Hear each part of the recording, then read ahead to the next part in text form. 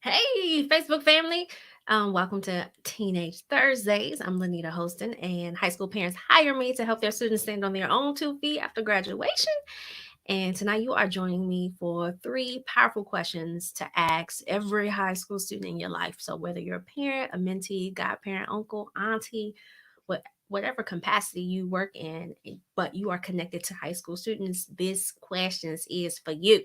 So I'm gonna basically funnel you dialogue or opportunities to have dialogue with your student for you to kind of gauge where they are.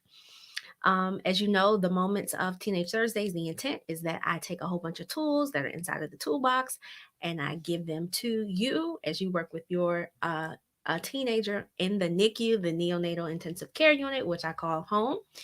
And the goal is to cultivate, mold them into a very mature, emotionally mature, and professionally apt, like with a high aptitude, so they can make you proud and be successful.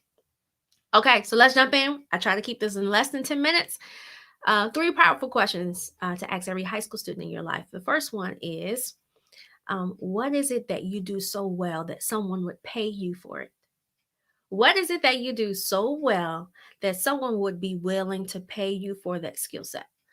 And this is a question I want us to ask because it really does um, transition a mindset from earning money by way of a job, by tasks, general tasks like becoming a cashier, a grocery bagger, or mowing the lawn. We're asking them to think about what innate skills, innate meaning natural skills that you have without very little skill development. What do you have to offer that someone would potentially purchase? What do you do so well that someone would pay you for it?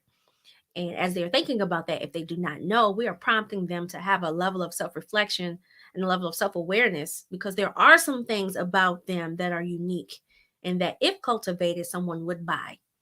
I'll give you an example of this. If I were in high school and someone were to ask me that, what is it one thing that you do so well that someone would pay you for? I would probably say lead because I'm really good at organizing people and tasks and putting together to-do lists. I'm very linear in my thinking. I feel someone will probably pay me to kind of organize or create some structure to something that they're doing. Um, and if someone were to ask me that at the high school level, my thought process would be, well, where can I go to lead so that I can make money doing the thing I naturally know how to do? The goal is that we are prompting critical thinking and creating um, in their minds opportunities for them to monetize things that they not only do well, but enjoy doing. And this is completely detached from a traditional teaching, which is, you earn a living based off of what opportunities are available, based off of what you apply for. We're totally, I wouldn't say eliminating that, but we're introducing another form of language. So, what do you do so well that someone would pay you for it? That's the first question. Second question I would ask them is, what is it that lights a fire inside of you? Like, what do you enjoy so well that you light up inside? Like, your energy changes, your mood changes. You enjoy doing it so much, you do it, you'd stay up all night doing it.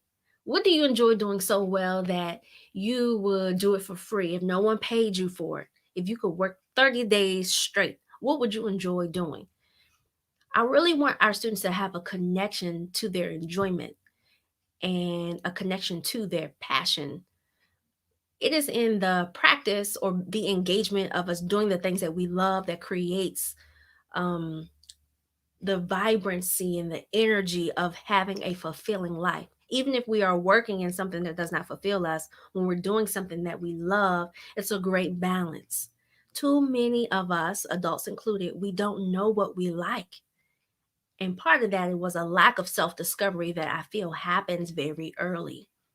So when students are at the high school level, they should really know. At that point, they should have some level of basic understanding about what they enjoy. And I'm meeting students who cannot answer that question. So I am charging my army, y'all my nation out there working with your kids. Ask them, what is it that you love? What do you enjoy so well? Like we have to know those things. Ask them that. And if they don't know, ask them to think about, what are some of the feelings that you get when you do some of the things that you have the privilege to do. I say this, I use this language all the time. Interest exploration, career exploration, any kind of exploration period is a privilege. You have the privilege of using a portion of your time period of life to explore, to find out, to experience. That's a privilege. A lot of people don't have that privilege. When you age and you become an adult and you start adulting, you don't have the privilege of exploration. It's go time. It's survival mode. It's let's put into play all that you've been learning. It's action time. It's game time.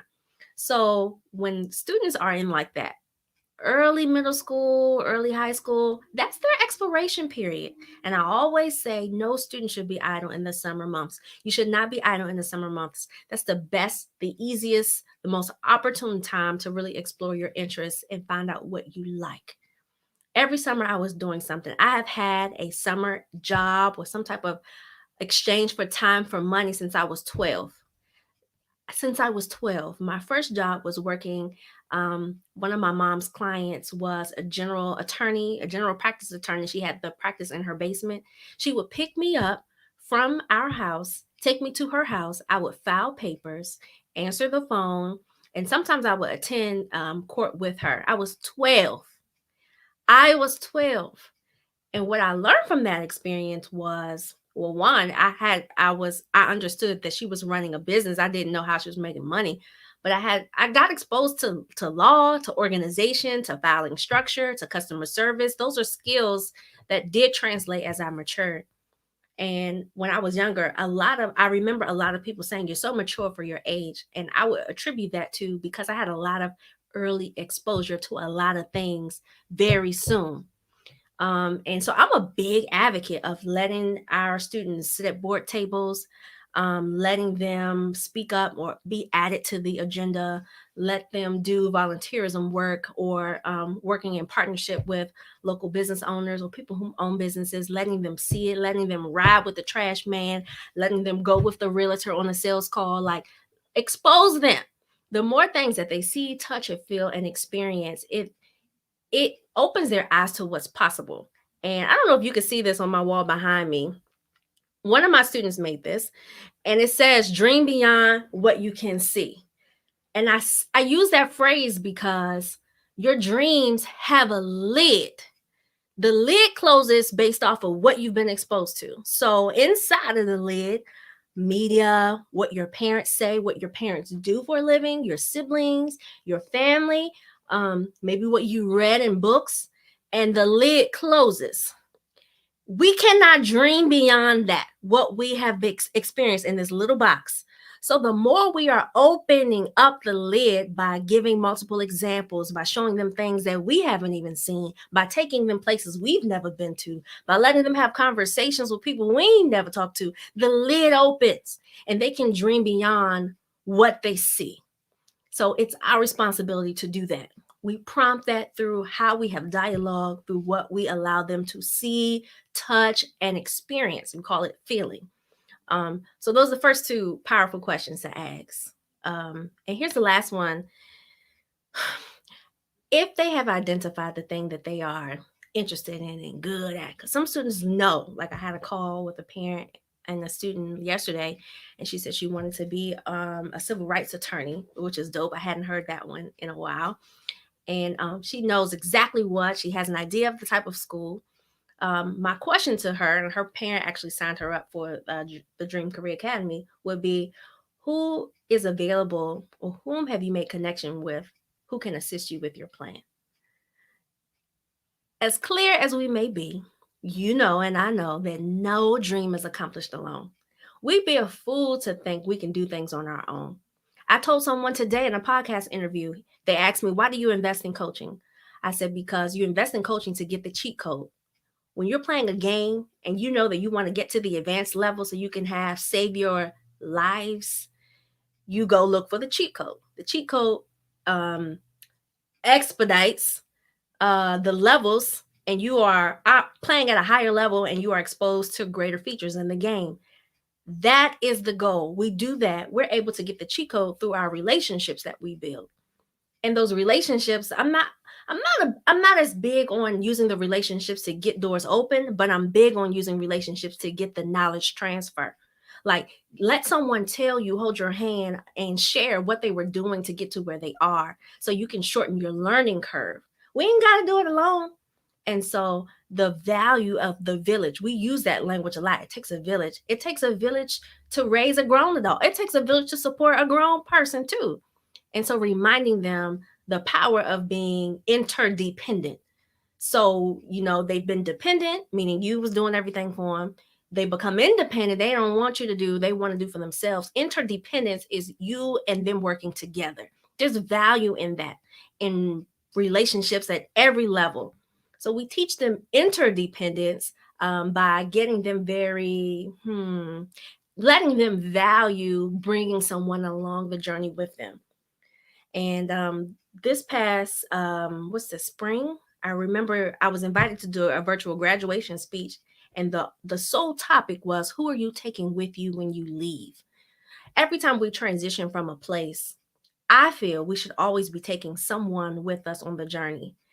Someone who was where we were and has a connection to or interest in seeing us get to where we're going. And at every stage of my life, when I was transitioning, I always had someone from the last stage who was there with me in the now stage. And when I got to the now stage, I started looking for a person in that stage to get me to every juncture. And so I teach students that there's value in connectivity, there's value in village, and you know that. I don't have to preach that to you.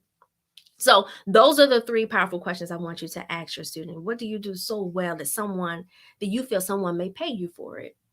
um I forgot my own questions. What do you do so well? Like, what is it that you enjoy? Like, if you could do it with your eyes closed, if no one paid you for it, like, what is it that lights a fire inside of you? What is that? What does it feel like having them get clarity about that? And then the last one, oh Lord, I'm losing my brain cells. The last one is oh, who should you, Lord, help me please. Who who are you taking along with you to accomplish the goal? Who can you take along with you to accomplish your goal? I want you to ask the high school student in your life those three questions. They're powerful to me because they're going to prompt them to think. I don't know is not an answer. If they say I don't know, ask them more questions. Why do you feel like you don't know?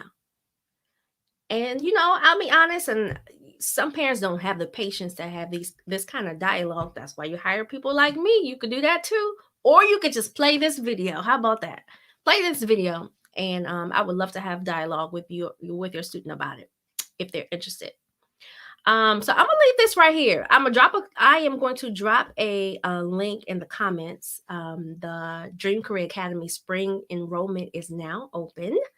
The Dream Career Academy is my 10-week post-high school graduation plan program, where we talk about similar what we just talked about today, getting them very clear about whom they are, their natural skills and abilities, their innate talents, how that connects to what they believe may be their ideal dream career, pairing them with people whom are in their dream career, teaching them the value of how to build and maintain relationships.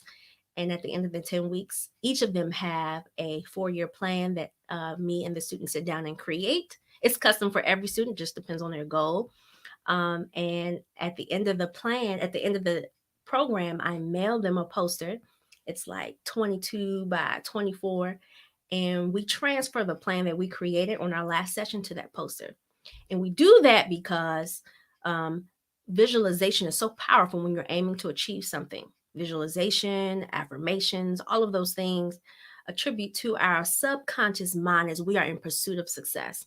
So I'm basically teaching the life skills that I've used to grow my business and to grow my mind to do the things that I've been able to accomplish. And so they get the poster, they transfer, and I ask them to take it where they go. If they're going to the military, if they're going to college, they're going to trade school, take it with you and have a visual representation of these are the things I have to get done. This is the plan to get there. This is if I lose track, this is where I gain my refocus. And so all of that is there in the link. I have dropped it there. It looks like Facebook has an error, so I'll put it in the comments when I drop off tonight. Hey Darlene, thanks for joining. Listen, meet me here every Thursday night at 8 p.m. Eastern Standard Time. The topics will vary, but the whole goal is that if you have a teen in your house or you work with teens in any capacity, everything that we touch on is just a tool that I take out the toolbox to hand you to take back to your neonatal intensive care unit. And that's where our kids are molded and cultivated. So they are like nurtured and grown to be successful and to make you and not too, because I count too, to make us proud. All right, I promise never to hold you past 15 minutes. So I've met my time. Again, thank you. I'll see you next Thursday. I'm Lanita Hostin and talk to you